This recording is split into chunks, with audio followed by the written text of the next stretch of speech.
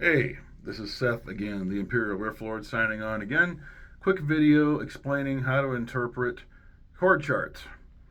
Uh, as a teacher, I've been teaching guitar 21 years, almost 22. Taught thousands of students, and takes a little while for most people to get the concept of visually what they're looking at. It's very simple, but it tends to be a little overwhelming at first. But let's jump right into it and get down to the nitty gritty. So we've got the chart here. Oh, let me grab my pencil so I can point at stuff. Okay, let me zoom out a little bit. There we go. Okay, so you've got your chord chart here. So this is your nut, the thick black line here. That is where your fretboard begins. It doesn't matter if you have a bone nut, a plastic nut, a lock nut, it's in the same exact place. That's where the fretboard begins. Then you've got your frets, 1, 2, 3, 4.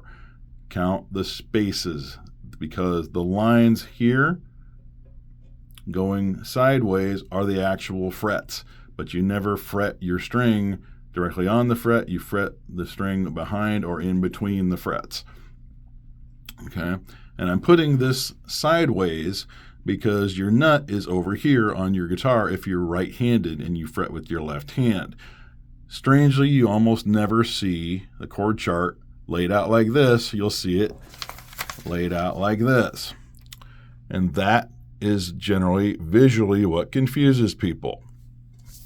So I'm doing it the correct way because I get so sick of seeing inaccurate information all the time in print books and everything.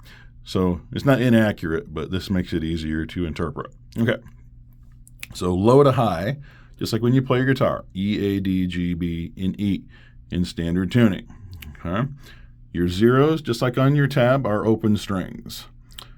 So here's an open E minor chord. So we've got the open E, G, B, and high E.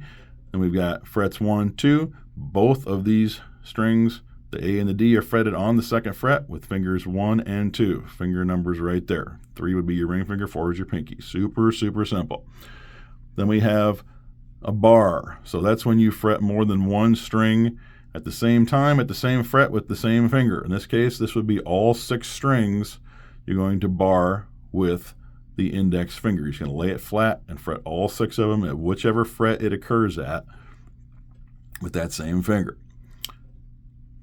Then we have position number. So if you have to go outside of open position, which is the first 3 frets, which most of your open chords with open strings, your common like cowboy chord voicings, you're going to play them within the first 3 frets. You're not going to get any higher than that. But you can play chords all over the fretboard. So if you see a number to the left here, that tells you that this chord, whichever one it may be, starts in 7th position at the 7th fret. Okay. Then we have a D chord here. Regardless of which chord it may be, notice you've got that right there. Don't play those strings that are X'd out because they are not part of the chord. And you got fingers 1, 3, and 2. Frets 2, 3, and 2.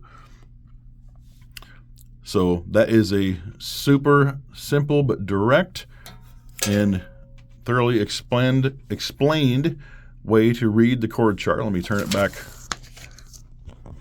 with the way you'll usually see it so you can check it out. But I felt that was a better way to explain it so visually you could get a better grasp on that. So thanks for tuning in. And I will see you on the next video. If you like what you see, hit the subscribe button. Imperial Riff signing off for now. And play DiMarzio, the greatest musical product ever made. God bless you, Larry. Peace out.